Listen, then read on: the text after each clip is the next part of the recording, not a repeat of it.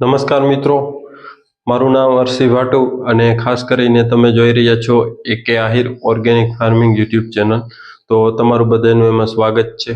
મિત્રો, ખાસ કરીને આજે આપણે જે વાત કરવી છે કે અત્યારે જે ઉનાળુ પાકની અંદર ખાસ કરી અને બધાને ભાવતી વસ્તુ અને ખૂબ જ ઉત્પાદન આપતી અને એમ કહીએ તો કમાવાની તકવાળી જે આપણે ખાસ કરી અને જે વાત કરવી છે કે કમાવામાં એમ કહે તો રોકડીયો પાક તરીકે કહેવાય તો ખાસ કરી અને તરબૂચની અંદર મિત્રો જે આપણે ફળ બંધાય છે કે જે ફળ નાનું હોય ત્યાંથી કરી અને મોટું થાય ત્યાં સુધીમાં વધારે વજનવાળું અને ફળ છે એ ઓછા દિવસોની અંદર મોટું થઈ જાય એ માટે ખાસ કરી અને વિડીયો છે એટલે મિત્રો વિડીયો આખો જોજો કે જેથી કરીને તમને તમામ માહિતી મળી જાય, કેમ કે આ 10 મિનિટ છે તમારા માટે બહુ યોગ્ય હશે, ખાસ કરીને તરબૂચનું વાવેતર કરતા ખેડૂત મિત્રો માટે.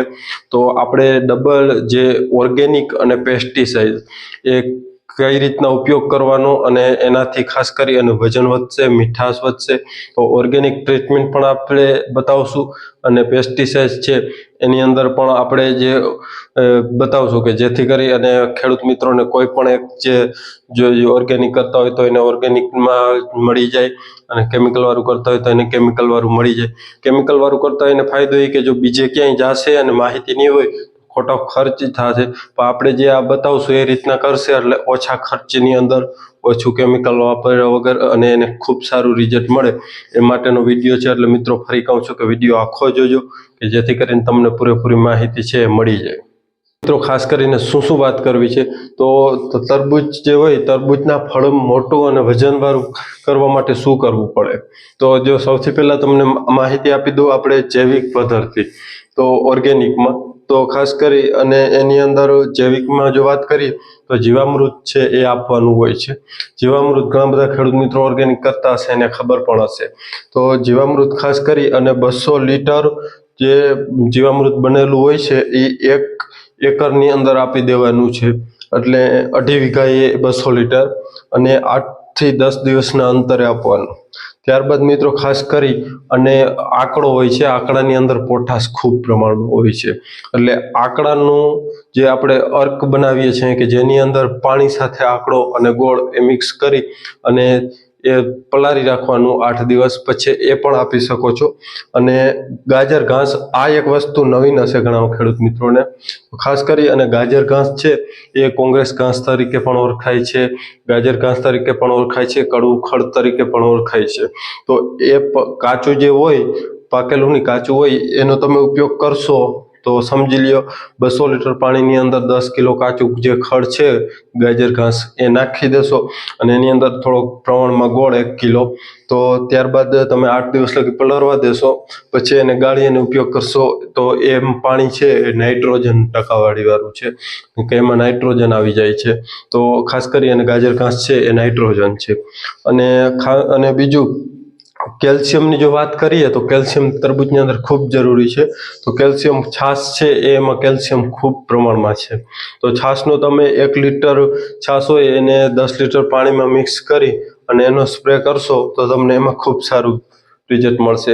ત્યારબાદ જે ગ્રોથમાં કે જે વિકાસ માટેની જે દવાઓ છે એની જો વાત કરીએ તો એમિનો એસિડ, આ એસિડ શબ્દ આવ્યો છે એટલે ઘણા બધા ખેડૂત મિત્રોને એમ થતો હોય ઓર્ગેનિક નથી, પણ આ ઓર્ગેનિકમાં પણ આવે છે. એટલે એમોની ને હુમિક ને છે એ બધા ઓર્ગેનિકમાં ઘણા બધા બજારની અંદર મળે છે સારી પ્રોડક્ટો, તો એ પણ ઓર્ગેનિકમાં છે એટલે એ પણ લઈ લેજો. એ 2 થી 3 ml અથવા ગ્રામમાં આવશે.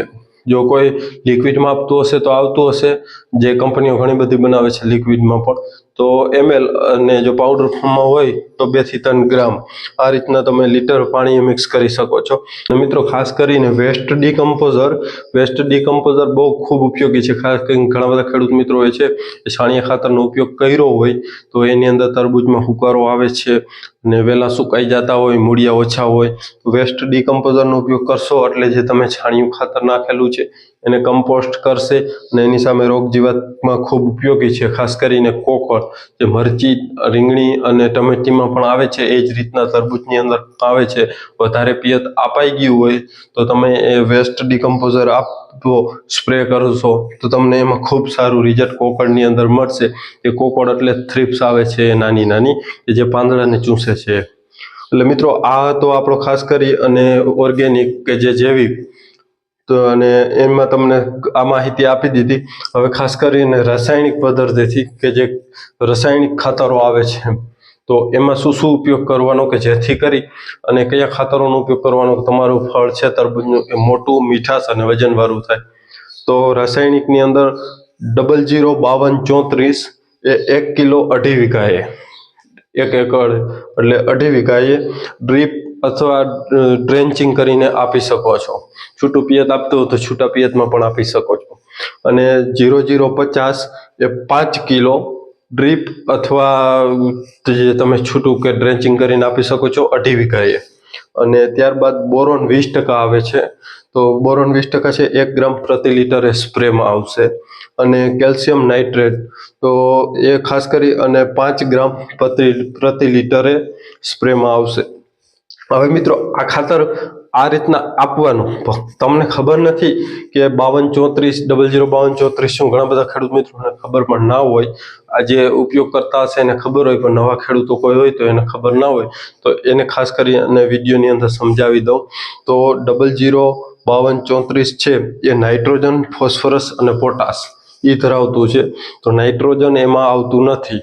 જે 005234 છે એમાં નાઇટ્રોજન નથી. ફોસ્ફરસની ટકાવારી છે એ પણ એની અંદર 52% છે, જે ખાસ કરી અને પીએલ ફોસ્ફરસ 52%, અને ત્યારબાદ જે પોટાશ છે એ 34% છે.